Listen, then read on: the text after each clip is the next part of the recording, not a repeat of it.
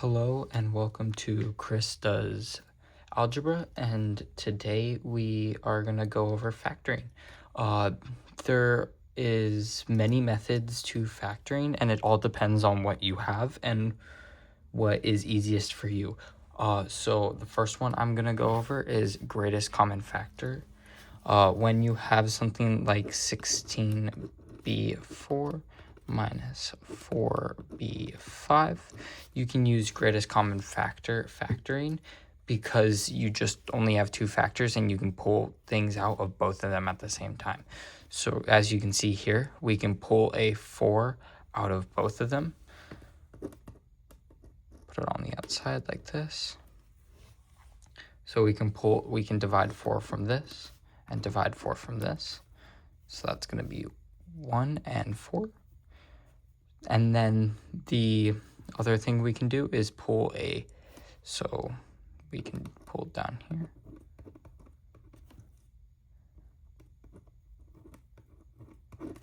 The next thing we can do is we can also see that we can pull b's out of this. So we can also then take 4b, since that's the maximum amount of b's we can take out of both of them. So we can then pull it outside and make it 4b4 parentheses 4 minus b. So that is your greatest common factoring, which is literally just taking it outside and pulling it on the outside, just like that. So the next method we're going to go over is the adding and multiplication method, which is when we have an expression, it's ax squared, trinomial specifically, ax squared plus bx plus c. One thing that we can realize is that to factor out into two parts, especially with a trinomial, we can just factor into two parts. We know that the c term is multiplied into, so two factors multiply to equal c, and those two same factors have to then add to b. So knowing this, we can get our expression p2 minus 5p minus 14. So when we get this trinomial, we can immediately realize that we have 5 as our b term. So negative 5. And then negative 14 as our c term. So that means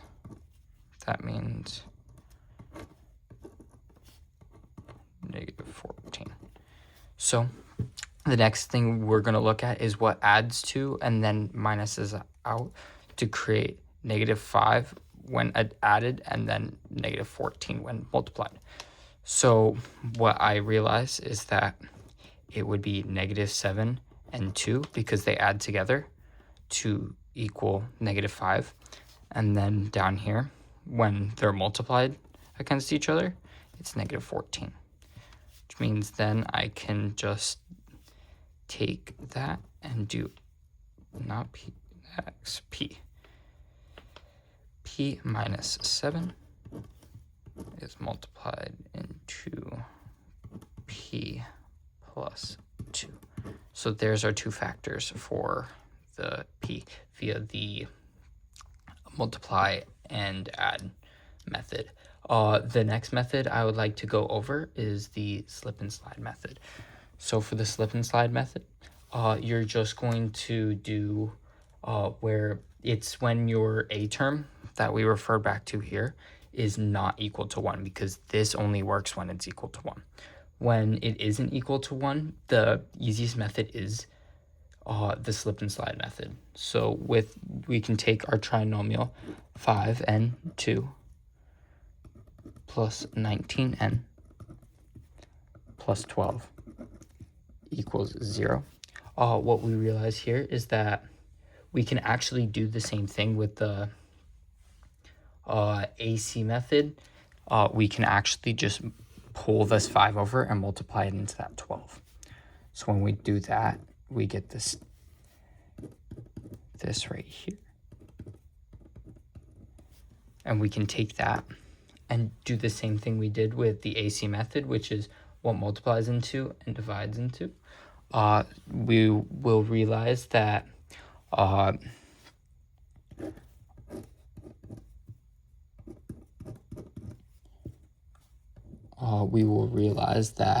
our numbers would be 4 and 15. 4 and 15. Because the idea that 4 plus 15 is 19 and 4 times 15 is 60. So we can take those numbers and put them into their factors.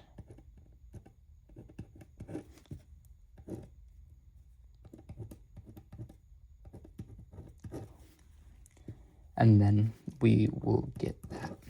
So now to correct for that multiplication we did earlier, we're going to now need to go to these terms and try to divide them by our original A term, which was 5. So we'll realize that this will still be a whole number. So we can just divide it straight through. But right here, it doesn't divide into a whole number. So we actually have to multiply that 5 into the n,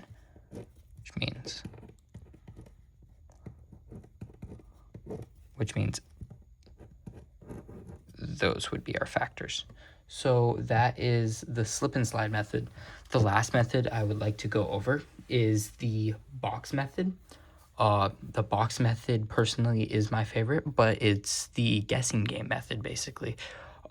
So we're actually going to refer back to this original equation, the P2 minus 5P minus 14. This method can actually be used even if A equals 1 or A doesn't equal 1. It can be used for any one, but it's a very large guessing game. So right here, we can just we'll just draw our box out, and we can actually throw our A factor in and our C factor in. But the problem is we don't know what is added, like which parts are added together yet. So we're basically just taking a guess. So then we can just add the terms we already know. And then it's basically just taking a bunch of guesses at what you think it might be. So obviously, since we know from here, it's just -7 and 2. When we just plug that in, we'll see that 2 multiplies into that. And then this is -7 and P. This just basically visualizes that FOIL. When you're doing FOIL, it visualizes it. So when you have terms like 5x plus 20 multiplies into 2x plus 5, the best and easiest way to do that is just the box, because it lets you visualize that number. So when we visualize that, it's the backwards box. This you can just plug into a normal box, but once you do that, you will get your terms, and you'll see that those terms, when we add those terms together, we'll get that -5p minus 14p2, which means these are our factors, which makes p plus 2,